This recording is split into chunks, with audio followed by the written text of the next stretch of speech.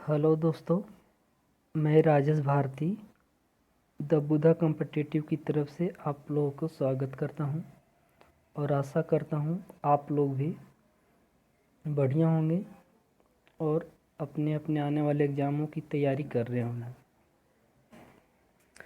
तो चलते हैं पहले क्वेश्चन की तरफ। तेलंगाना के किस मंदिर को 2021 में विश्व धरोहर की सूची में शामिल किया गया है? हाल ही में कुछ दिन पहले तेलंगाना के एक मंदिर को विश्व धरोहर की सूची में शामिल किया गया है, उसका नाम बताना है।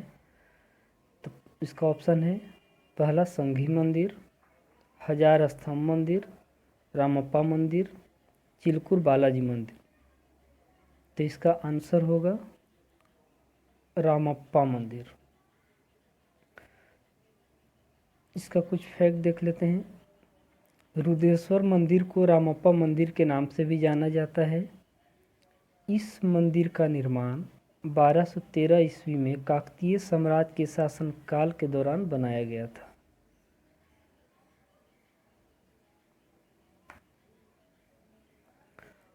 अगला क्वेश्चन है, सीटी स्कैन करने में प्रयोग में लाई जाती है अवरक्त किरणें, पराश्रव्य तरंगे, दृश्य किरणें या एक्स किरणें। सीटी स्कैन किया जाता है, उसमें कौन सी किरणें प्रयोग में लाई जाती है? तो इसका आंसर है एक्स किरणें। सीटी स्कैन या इसका फुल फॉर्म होता है कम्प्यूटेड टोमोग्राफी, एक विशेष प्रकार का एक्सरे परीक्षण है जिसके द्वारा शरीर के अंदरूनी अंगों को देखा एवं रोगों को पता लगाया जाता है।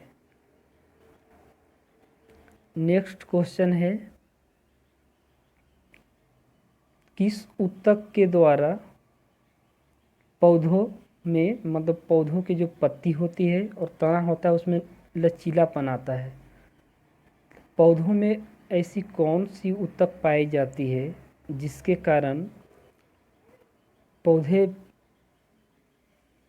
का तना और पत्ती लचीलापन यानी टूटती नहीं है मुड़ने के बाद भी? तो इसका पहला ऑप्शन है स्थूल कोण ऊतक यानी कोलेनकाइमा टिश्यू, दृढ़ ऊतक स्क्लेरोकाइमा टिश्यू, तीसरा मृदु ऊतक पेरेनकाइमा टिश्यू और चौथा है जाइलम। तो पौधों में लचीलापन कोलेनकाइमा के कारण आता है।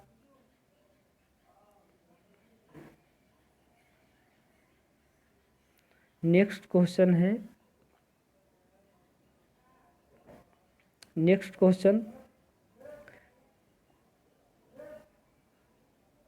निम्न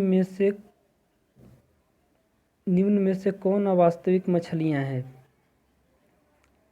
निम्न में से कौन अवास्तविक मछलियां हैं? पहला whale fish, crayfish, cuttle fish या डेविल फिश। तो इनमें से सभी अवास्तविक मछलियां हैं।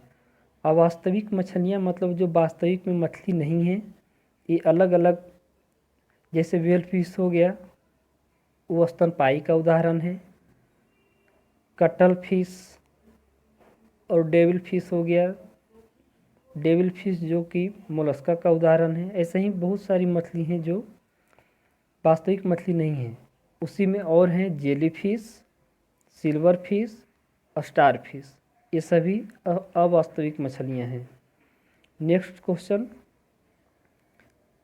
क्वेश्चन की तरफ चलते हैं और 5वां नंबर क्वेश्चन है, निम्न में से कौन सा झील वायु द्वारा निर्मित होती है? मतलब कौन सी झील है जो वायु द्वारा निर्मित की जाती है, वायु से निर्मित हो जाती है वायु के चलने के बाद?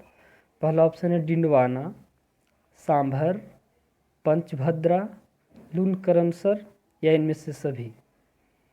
तो इनमें से सभी झील वायु द्वारा निर्मित है।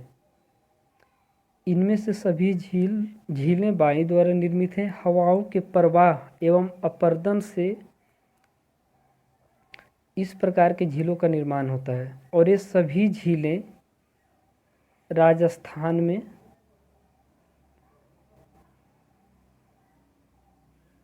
राजस्थान में स्थित है। अगले क्वेश्चन की तरफ बढ़ते हैं। क्वेश्चन नंबर 6 है, उमियम झील किस राज्य में स्थित है? इसका ऑप्शन है पहला मिजोरम, दूसरा सिक्किम, तीसरा मेघालय, 4 नंबर मणिपुर। तो उमियम झील मेघालय राज्य में स्थित है। अब चलते हैं नेक्स्ट क्वेश्चन की तरफ। अगली क्वेश्चन है 7 नंबर। 7 नंबर क्वेश्चन है, निम्न में से कौन सा देश काला सागर के तट पर स्थित नहीं है? मतलब जिसमें ऑप्शन दिया हुआ है उसमें बताना है कि कौन सा देश जो काला सागर के तट पर स्थित नहीं है। पहला ऑप्शन सीरिया, दूसरा टर्की, जॉर्जिया, बुल्गारिया। तो इसमें सीरिया है जो काला सागर के तट पर स्थित नहीं है, क्योंकि ये टर्की के नीचे स्थित है, टर्की के नीचे। बाकी काला सागर है जो टर्की के ऊपर है। सीरिया काला सागर के तट पर स्थित नहीं है। कुछ देश काला सागर के तट पर स्थित है जिसका नाम यहाँ पे है। पहला टर्की हो गया, जॉर्जिया, बुल्गारिया, रूस, यूक्रेन एवं रोमानिया। ये सभी देश काला सागर के तट पर स्थित है। चलते हैं अगले क्वेश्चन की तरफ। Question number 8। क्वेश्चन नंबर 8 कहता है कि किस वर्ष में भारत सरकार द्वारा पर्यावरण संरक्षण अधिनियम पारित किया गया था? पहला ऑप्शन है 1982, दूसरा 1986, 1990 और 1992। तो इसका सही आंसर है 1986 में। नेक्स्ट क्वेश्चन की तरफ चलते हैं। क्वेश्चन नंबर 9 है, एक पतली झिल्ली से होकर प्रकाश नेत्र में प्रवेश करता है तो इस झिल्ली को क्या कहा जाता है?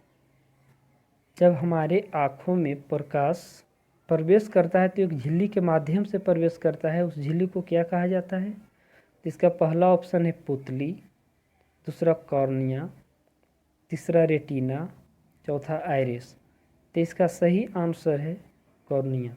कॉर्निया के ही माध्यम से प्रकाश हमारे नेत्र में प्रवेश करता है। चलते हैं अगले क्वेश्चन की तरफ। निम्नलिखित में से कौन सी औषधीय फसल है? इसका पहला ऑप्शन हो गया गन्ना, घृत कुमारी, कपास, महुआ।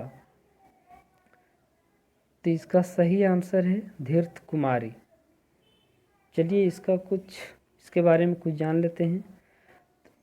धृत कुमारी है जो एस्फोडिलेसी कुल का सदस्य है। धृत कुमारी या इसे एलोवेरा के भी नाम से जाना जाता है। इसमें 20 से ज़्यादा खनिज लवण पाए जाते हैं। यह त्वचा का रंग बनाए रखने में उपयोगी है, जिससे उम्र का प्रभाव नहीं दिखता है, अतः इसे धृत कुमारी भी कहते हैं। नेक्स्ट क्वेश्चन की तरफ बढ़ते हैं। लेमन ग्रास का उपयोग एक प्रकार की घास है जिसे लेमन ग्रास कहा जाता है। इसका उपयोग किसमें होता है? कीटाणुनाशक के रूप में, कवक रोधी के रूप में, परिरक्षक के रूप में या कीटों को आकर्षित करने में। तो इसका उपयोग सभी के लिए किया जाता है। कीटाणुनाशक के लिए भी, कवक रोधी के लिए भी, परिरक्षक में और कीटों को आकर्षित करने के लिए भी। चलिए आइए इसके बारे में कुछ जानते हैं महत्वपूर्ण फैक्ट। लेमन ग्रास 45 प्रजाति का वंश है जो उष्णकटिबंधीय तथा शीतोष्ण कटिबंधीय स्थानों की देसी प्रजाति है। इसका उपयोग मच्छर भगाने में भी किया जाता है। आइए दोस्तों चलते हैं अगले क्वेश्चन की तरफ। क्वेश्चन नंबर है 12।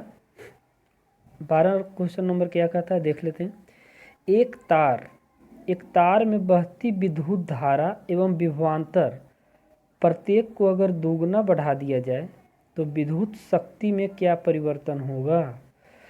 पहला ऑप्शन है प्रभावित नहीं होगी, दूसरा 4 गुना बढ़ जाएगी, तीसरा 2 गुना बढ़ जाएगी, चौथा घटकर आधी हो जाएगी। तीसरा इसका सही आंसर है 4 गुना बढ़ जाएगी। विद्युत धारा एक अदिश राशि है। चलते हैं अगले क्वेश्चन की तरफ। 13 नंबर क्वेश्चन है, राष्ट्रीय आपदा प्रबंधन प्राधिकरण के अध्यक्ष कौन होते हैं? जो आपदा आती है उसमें जो उनके लिए आपदा प्रबंधन प्राधिकरण बनाया गया है उसका अध्यक्षता कौन करते हैं? पहला ऑप्शन प्रधानमंत्री, दूसरा गृह मंत्री, तीसरा राष्ट्रपति और चौथा स्वास्थ्य मंत्री। तो इसका अध्यक्ष प्रधानमंत्री करते हैं। ये प्रधानमंत्री की अध्यक्षता में इसे गठित किया गया है। आइए जानते हैं इसके बारे में कुछ। राष्ट्रीय आपदा प्रबंधन प्राधिकरण के अध्यक्ष प्रधानमंत्री होते हैं। इसका गठन 27 सितंबर 2006 को आपदा प्रबंधन अधिनियम 2005 के अंतर्गत हुआ था, जिसमें प्रधानमंत्री अध्यक्ष और 9 अन्य सदस्य होते हैं। आइए चलते हैं अगले क्वेश्चन की तरफ। क्वेश्चन नंबर है 14 यानी 14 नंबर क्वेश्चन है। 14 नंबर क्वेश्चन में पूछा गया है, समुद्र में भारत की प्रादेशिक सीमा का विस्तार कहाँ तक है? मतलब समुद्र में कितनी दूरी तक भारत का प्रादेशिक सीमा है? पहला ऑप्शन 10 समुद्री मील तक, दूसरा 12 समुद्री मील तक, तीसरा 14 समुद्री मील तक, चौथा 15 समुद्री मील तक। तो समुद्र में भारत की प्रादेशिक सीमा का विस्तार 12 समुद्री मील तक है, यानी इसे नॉटिकल मील कहा जाता है। समुद्र में भारत की प्रादेशिक सीमा का विस्तार 12 समुद्री मील या नॉटिकल मील तक है। एक नॉटिकल मील में 1.85 किलोमीटर के बराबर होता है। आइए चलते हैं अगले क्वेश्चन की तरफ। ये लास्ट क्वेश्चन है इस सेशन का, 15 नंबर क्वेश्चन। निम्नलिखित में से कौन सा चित्रकार हुमायूं से संबंध नहीं था? पहला ऑप्शन है मीर सईद अली, मौलाना दोस्त मुसाविर, मौलाना यूसुफ, बिहजाद। तो इसका सही आंसर है मीर सईद अली, क्योंकि मीर सईद अली फारस का एक महत्वपूर्ण चित्रकार था जो अकबर से संबंधित था।